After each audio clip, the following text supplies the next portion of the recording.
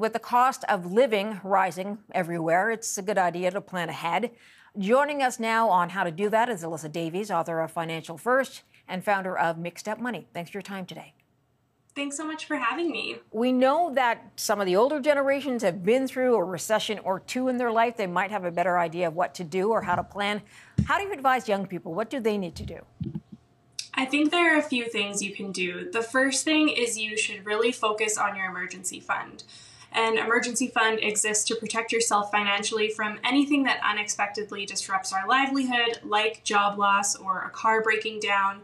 And most people rely on their line of credit or their credit card in these instances, and that can be a really dangerous game. So instead, it's really important to have a savings account with around 3 to 6 months of expenses, and that should cover your essentials like housing, utilities, food, and transportation. And that's for in instances when you lose that primary source of income. So you say 3 to 6 months of your expenses. Is there then a certain target percentage-wise of how much of your pay you should stash away?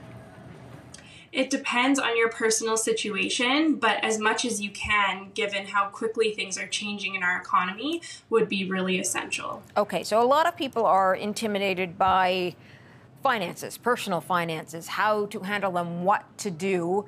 If people are stressed and they don't have necessarily the knowledge base, how do they go about gaining knowledge and figuring it out? There are a lot of amazing tools you can use, whether it's looking at online resources that are free and accessible for you, but it's also really important to just go to your community and see what's available for you in these instances when you're dealing with financial difficulty. There are a lot of resources in your own community that you may not be aware of that can give you that peace of mind and reduce that anxiety when you're considering things like an economic downturn. What do you mean resources in the community? Can you give me an example? If you're at risk of losing your job or something happens financially, you can look at things like what kind of food banks are around or looking at government resources like unemployment income. Those things are really important to just be aware of so that you know what to do when those things happen instead of panicking and reaching for revolving debt or something that can be more detrimental long term. And taking action usually works to alleviate some of that anxiety.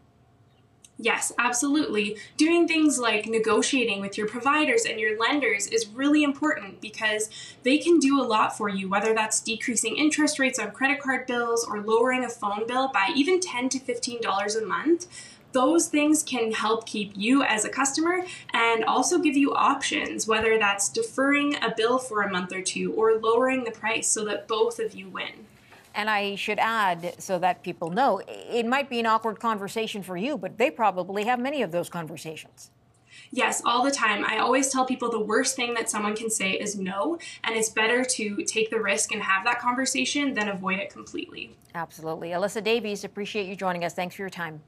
Thanks for having me.